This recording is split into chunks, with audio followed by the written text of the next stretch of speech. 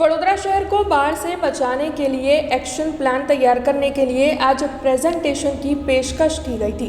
दरअसल वडोदरा ने इस साल बाढ़ के काफ़ी बुरे हालातों का सामना किया, तो फिर एक बार ऐसी ही बाढ़ का सामना वडोदरा शहर को ना करना पड़े, इसीलिए वडोदरा महानगर पालिका सज्ज हो रही है। तब विश्वामित्री नदी बाढ़ नियंत्रण और निवारण कमेटी की ओर से दिए गए सुझाव की कामगिरी के एक्शन प्लान के तहत आज पालिका में म्यूनिसिपल कमिश्नर ने प्रेजेंटेशन की पेशकश की थी। पालिका के 5 पदाधिकारी और स्थायी समिति के सदस्यों के सामने ये प्रेजेंटेशन पेश किया गया था। समिति की ओर से सुझाए गए कामों के तहत 100 दिन का मास्टर प्लान पालिका की ओर से तैयार किया गया है। तब विश्वामित्री नदी के ऊपर इस मामले को लेकर किस तरीके से कामगिरी होगी, इसका पूरा प्रेजेंटेशन उपस्थित अग्रणियों की ओर से देखा गया है। अब आने वाली 24 तारीख को सर सयाजीराव नगर गृह में मिलने वाली सामान्य सभा में इसे मंजूरी के लिए पेश किया जाने वाला है, जिसके बाद इसके ऊपर कामगिरी शुरू होगी। तब इस प्रेजेंटेशन की पेशकश के बाद मेयर पिंकीबेन सोनी और साथ ही म्यूनिसिपल कमिश्नर दिलीप राणा की ओर से पत्रकार परिषद के तहत आज हुई चर्चा के बारे में ज़्यादा जानकारी दी गई। वडोदरा शहर वरसादनी વરસવાની જે પદ્ધતિ બદલાઈ છે, જેના કારણે આ વર્ષે સમગ્ર શહેર સૌ નાગરિકોએ પૂરની પરિસ્થિતિનો સામનો કરવો પડ્યો છે અને આપણે બધાએ સાથે મળી અને આ પરિસ્થિતિમાંથી બહાર આવવા માટે સહિયારા પ્રયાસો પણ કર્યા છે।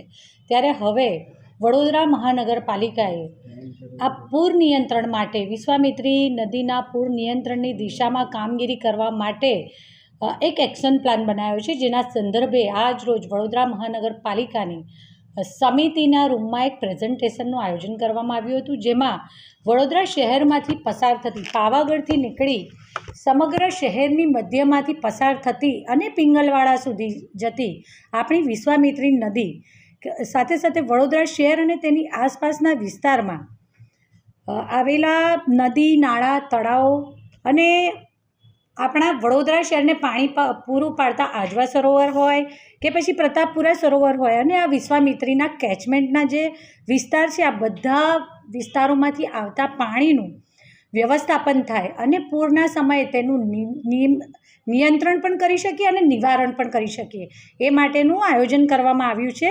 એટલે વિશ્વામિત્રી નદી પૂર નિયંત્રણ અને પૂર નિવારણ માટેના કમિટી દ્વારા સૂચવાયેલા કેટલાક સૂચનો છે।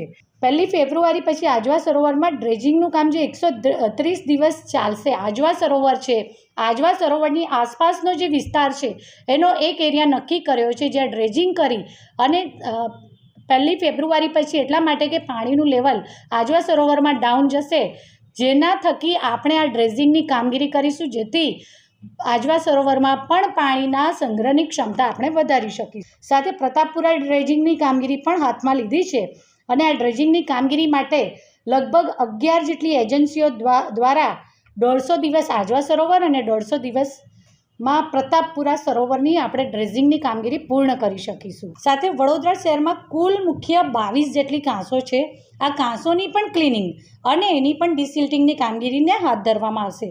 છેલ્લા ચોમાસામાં જ્યાં જ્યાં પાણી ભરાયા હતા તેવા વિસ્તારોમાં જ્યાં અમુક કલાકો કરતાં વધુ સુધી પાણી ભરાઈ રહ્યા, વધુ સમય સુધી, તેવી 120 જગ્યા શહેરમાં કુલ 237 જેટલા સ્પોટ છે જ્યાં પાણી ભરાયા હતા। વિશ્વામિત્રી પૂર નિવારણ સમિતિ અને વડોદરામાં પૂર ન આવે એની માટે જે ભારતના પૂર્વ સચિવ સાહેબ શ્રી નવલાવાલા સાહેબના અધ્યક્ષસ્થાને જે બેઠક થઈ હતી અને એના જે રિકમેન્ડેશન હતા, એ રિકમેન્ડેશનના એક્શન પ્લાન અને એને કઈ રીતે ઇમ્પ્લિમેન્ટ કરવું એની માટેનું સમગ્ર પ્રેઝન્ટેશન હમણાં 3 દિવસ પહેલાં માનનીય MP MLA સાહેબની જે કમિટી હોય છે, સંકલન કમિટી, એમાં અમે રજૂ કર્યું હતું। આજે અમે સ્થાયીના સભ્યો માનનીય મેયરશ્રી, ડેપ્યુટી મેયર, ચેરમેનશ્રી, પક્ષના નેતા, દંડકશ્રી અને સ્થાયીના તમામ સભ્યો સામે પ્રેઝન્ટેશન રજૂ કર્યું, જેમાં ખાસ કરીને વિશ્વામિત્રીમાંથી જે ડિસિલ્ટિંગ કરવાની વાત છે એની માટે કઈ રીતે એક્શન પ્લાન ઘડાશે, કેટલી મશીનરી, કેટલા હ્યુમન રિસોર્સિસનો ઉપયોગ થશે, એ બધી વાત એમાં મૂકવામાં આવી। એમના સજેશન લેવામાં આવ્યા અને એ જ રીતે પ્રતાપપુરા આજવા સરોવર ઊંડું કરવાની, શહેરની અંદરની કાંસ, શહેરની આજુબાજુની કાંસો જેમાં થઈને પાણી શહેરમાં પ્રવેશે છે, એનો પણ એક્શન પ્લાન એમને બતાવવામાં આવ્યો।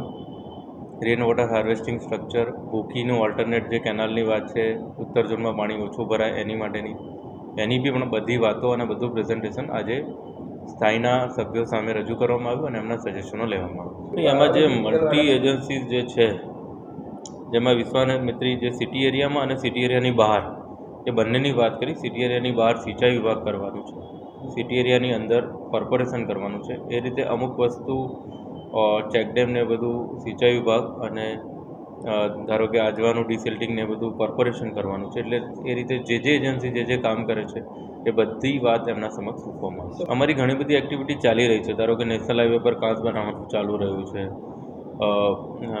સમા કેનાલની પેરેલલ અમારું જે કાંસનું ક્લિનિંગ ને બધું ચાલી રહ્યું છે. શહેરની અંદર પણ ઘણી બધી એક્ટિવિટી ચાલી રહી છે.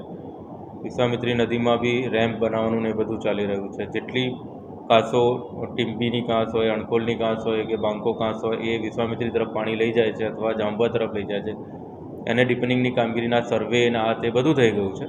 હવે જે टेंडर्स हमारा से पास था એટલે कामगिरी फुल फ्लेजेड चालू થઈ જશે. जुड़े रहने के लिए हमारे YouTube चैनल को सब्सक्राइब करें और नई वीडियो की नोटिफिकेशन के लिए बेल आइकॉन को दबाएं।